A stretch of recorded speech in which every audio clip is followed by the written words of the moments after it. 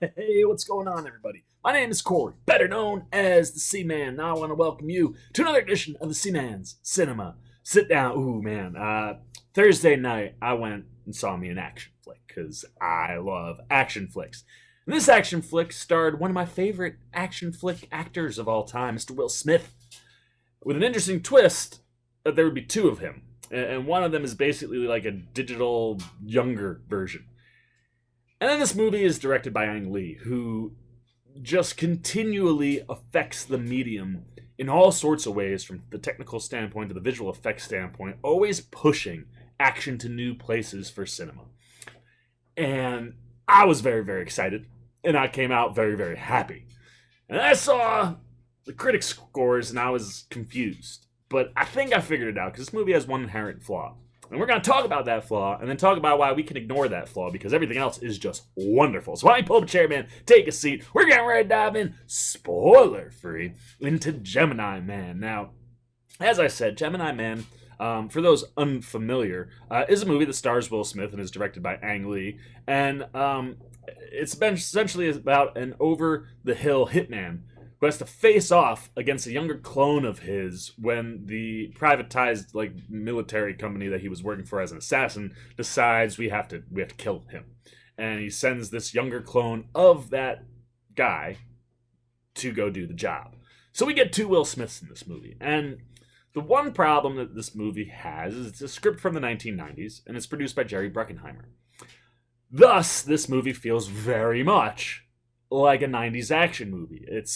You put on any action movie from back in the 90s, and it follows a pretty standard formula, even if the story is something that we had never seen before, per se. But has all the beats and traditional beats that you would have in an action movie, and there are a lot of predictable things in the script.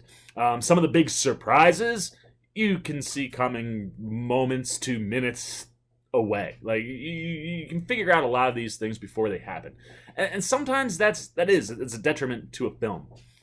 But this movie is doing so much more than that you got to get past it and just kick back and enjoy a phenomenal action flick. The action sequences in this movie are stupendous, and one of the reasons the action sequences in this movie are even better than just from a choreography and execution standpoint is because of the technology that's being used in this movie, that is allowing Ang Lee to shoot this bad boy in 120 frames per second, which is very, very difficult to actually pull off for any theater that's screening. But there are a few in the U.S. that are screening close to the way it's intended to be seen.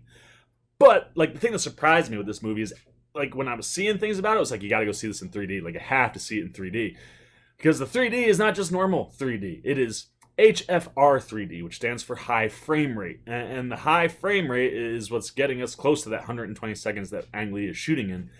And it creates hyper-realism to a degree that when you watch this movie in 3D, it's not like Muppets 3D, which is always what we all want 3D movies to be, right? It's not tons of things coming out at your face and you're like, oh, shoot, man, that's crazy. And it's not just depth, which is what most of 3D has become now. It's just become a way to create more depth. What this HFR does is it gives you that depth, and it gives you stuff that comes out, but it's not like big things. It's small things. If it's dust, the dust particles are coming out where you're kind of like, oh shoot, that's there, or flying bits of wood.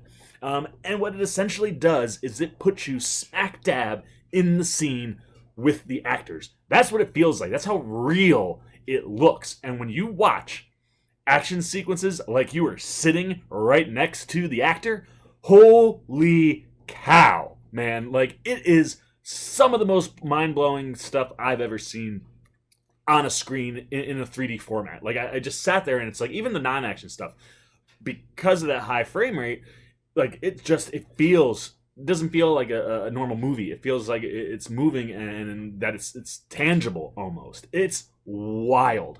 And then when you add to the fact that Ang Lee has crafted some of the most inventive and stupendous action sequences in this film for the HFR 3D, it's just a wildly enjoyable ride. I don't want to spoil anything, but we've obviously seen things in the trailers, like that motorcycle sequence. and that sequence where the clone version of Will Smith shoots the grenade back up at him.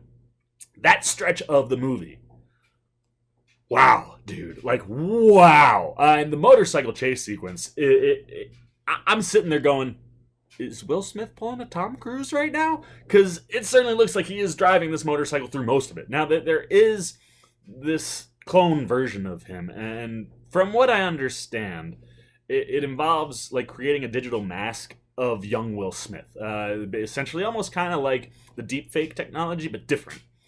In the sense that it's able to, they create this mask and then they're able to pull images from Will Smith at that age. Considering that The Fresh Prince of Bel-Air was on, there's so much material of Will out there that they're able to create this completely digitalized replica of his face that they then can map onto him and create essentially a digital character that Will Smith is acting through. It's wild. That in and of itself is wild. Then throw in the 3D HFR stuff.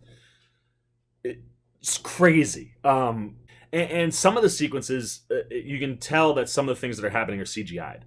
But other things are so tangible and very practical that you sit there going, wow, Will Smith did stuff I didn't know he could do. And the motorcycle scene is maybe the most spectacular scene in the film.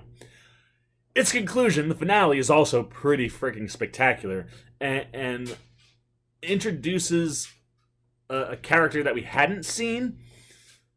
But again, just visually, I just sat there and went, wait, what?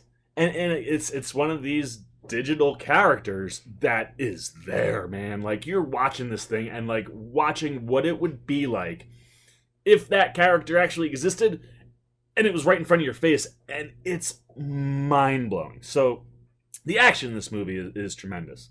And the visual effect stuff in this movie is beyond phenomenal. And Ang Lee's direction of action movies is just stellar.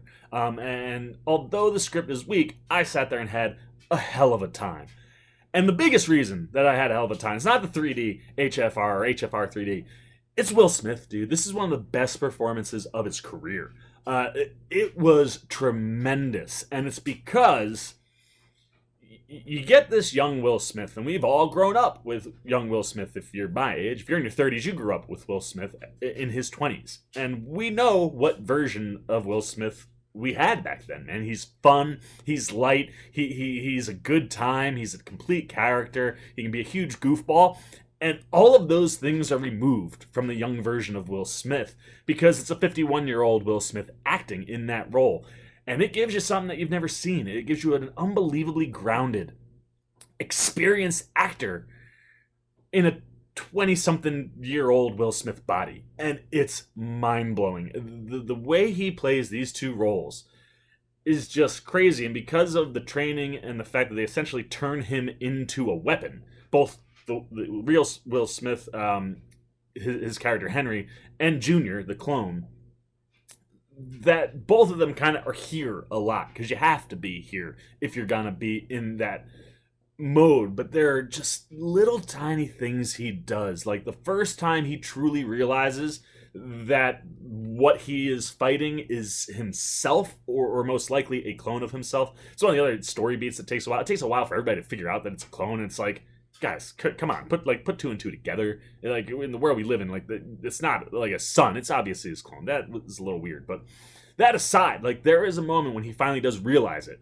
and it's in the middle of an action sequence. But the facial expression is so genuinely surprised and shocked and confused. All these things, you're just sitting there and you're going, dude, this is a guy at the top of his craft, and he is tremendous in this movie. I mean, the act one. At 51, which is something that they play with in the movie, which I absolutely loved. Some of the humor that lands in this is so good. And around the age of 51 is one of them. But this 51-year-old Will Smith is still one of the best action stars alive. And he proves it here, man. He stepped up his action level to a place I've never seen him go before.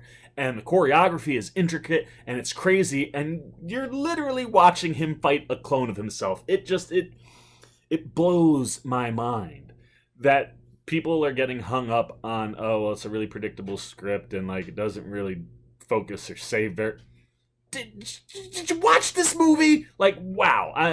Like I said, like what Ang Lee is doing, what Will Smith is doing, is enough to just get all in on this, especially because this is going to be a piece of technology that we're going to probably see going forward. We'll probably see in a Marvel movie. And everyone, you're going to have to go back and go Gemini Man, man. That's where it all started.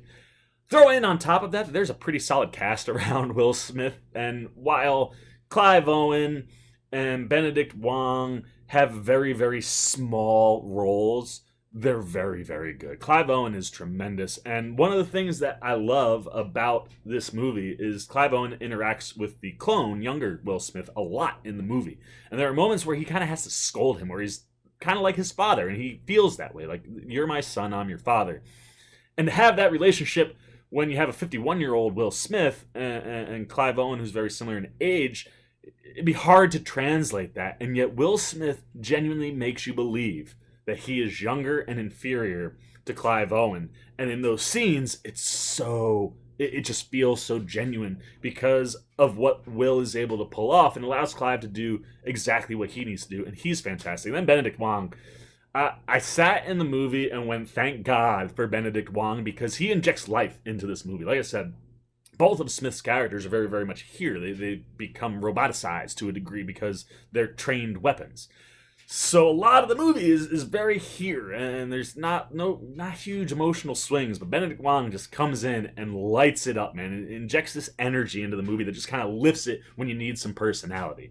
And then Will's co-star, Mary Elizabeth Winstead, is also phenomenal, and also injects some life into this movie, and those two characters in particular deliver a grounding that the movie kind of needs in the emotional areas, where you care about more things because of them and what they're doing, and it, in turn, help you care more about Will Smith's character, that you then get invested. And Winstead is great.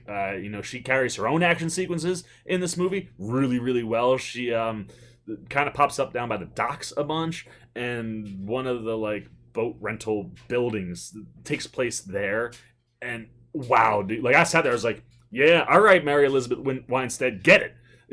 Get it, because you're about to be in Birds of Prey, and I want to see, you're working with Chad Stahelski now, I want to see more of this. But she was really, really good, and when you have a solid cast like that around someone as talented as Will Smith, and being led by someone like Ang Lee, you get a really enjoyable movie, and I enjoyed the crap out of it, and I'm so glad that the audience score is so high, because this is a traditional kind of summer thriller mystery action movie that maybe it feels a little odd landing in October, but I don't know, man. I was fascinated with the story, and I was fascinated with what the characters were going through. So even though I may have been figuring some stuff out, I was genuinely curious to see how they were going to react to the things that were going on in the film and how they were going to resolve everything. And the third act has a lot of twists and turns, and although most of them are kind of foreseeable, there are a few things that just make you go, whoa.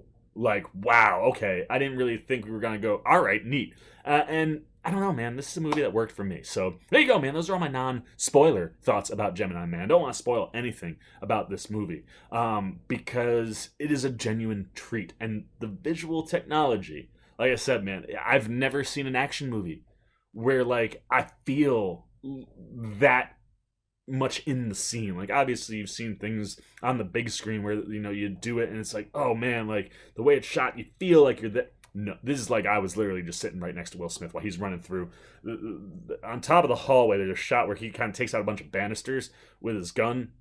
That was the first time I was whoa, I am in the movie right now. It's crazy. So if you're gonna go see Gemini Man, I highly recommend going to see it in HFR 3D. I think it's a must see in that way. And if you can find a screen that is getting anywhere near 120 frames per second, it is also a must to do that. So there you go, man. Those are all my thoughts.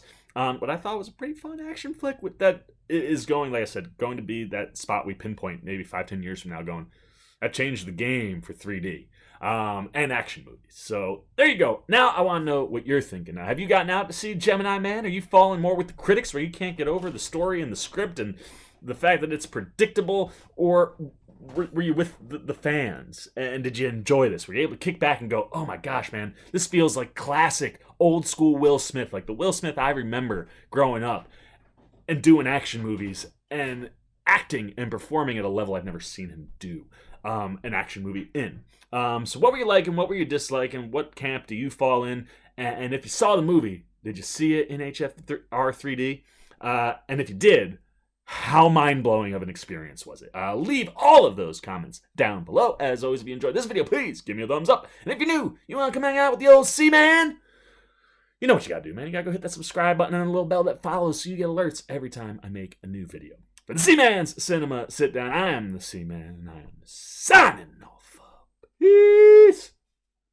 Now, this would be where if I had technology to make myself look like I was 20, that clone would come in and take over at some point. But I don't, so you just gotta deal with me. Until next time, C-Man is out of here. Peace. Well, you guys are still here? You must be looking for some more content. Well, don't worry, C-Man's got you covered, man. You got videos like this guy and this guy. And if you haven't yet, and you want to come check out all the C-Man goodies, join the Cinema Sit Down squad, man. Hit that subscribe button. And don't forget to hit the little bell down below that, too, so you can get alerts every time I make new videos.